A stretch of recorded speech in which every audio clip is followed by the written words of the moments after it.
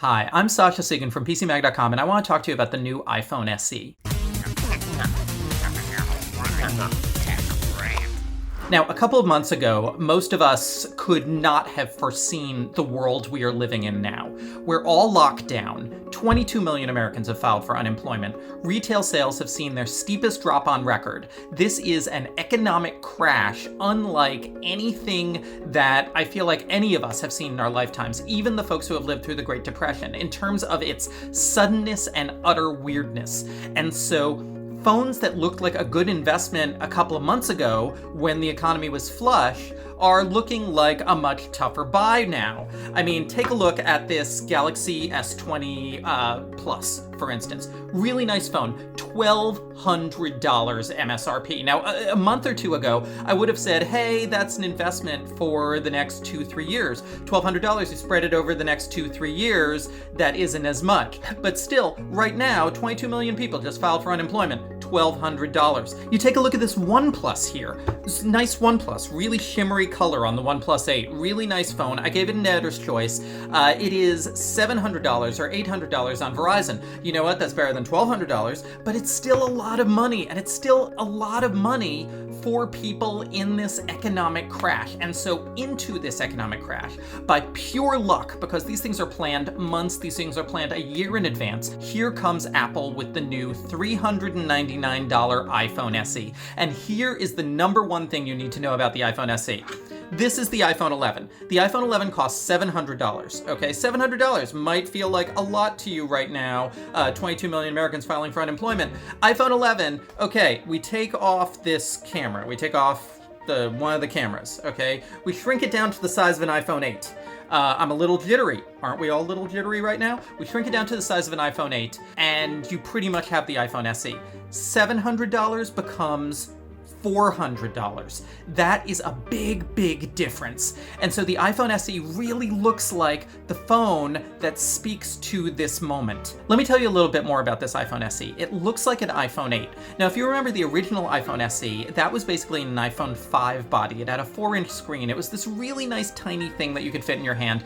It appealed to, there's a cult of people, there's a whole bunch of people who want very small phones. They don't want to be immersed in their phones. They want a phone that's really easy to use with one hand, especially people with small hands. Those people really cheered the original iPhone SE, which I thought was Apple's absolute sleeper hit. And they are not going to be as entranced with this new iPhone, which is the size of the iPhone 6, iPhone 7, iPhone 8. So Apple is producing this phone using a body and components that it already had on the production line and saving everybody money along the way. So we have the iPhone 8 body.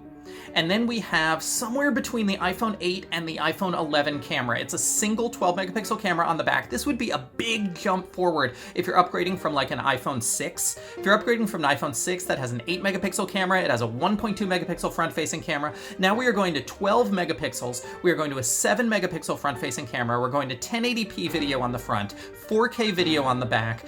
This is going to be a really good phone for your basic photo and video needs, and for people doing all of these like TikToks and all of these videos like this. I am doing this video on a phone. This is a professional video that I have to do on a phone because I'm stuck in my house now for the past month here in Queens with COVID sirens going on everywhere. The iPhone SE is going to deliver the quality that people need for that lifestyle.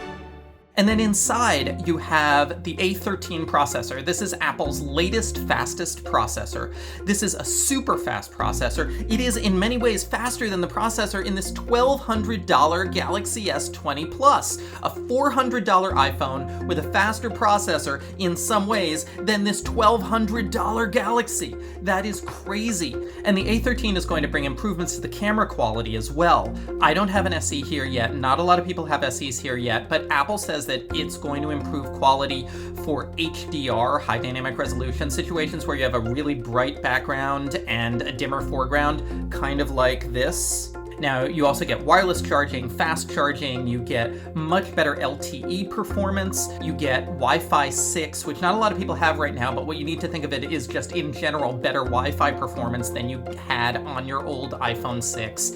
And so this iPhone SE at $399 really feels like a sweet spot in this time when everyone is suddenly thinking about their wallets. So what do you lose? Now, I am a big 5G guy. I'm talking about 5G all the time. I have these videos up about 5G, 6G. I do articles about 5G. The iPhone SE is not going to have 5G. You know what? If you are at all cash-strapped right now, at this moment in 2020, 5G is a luxury. You know, this is something completely different than I was saying 6 months ago. But you know what? 6 months ago, the world looked different. 6 months ago, 22 million people weren't filing for unemployment. So the economic equation of whether you should pay more for 5G right now looks different than it did just a few months ago. So the iPhone SE running 4G LTE at $399 looks like a really good deal.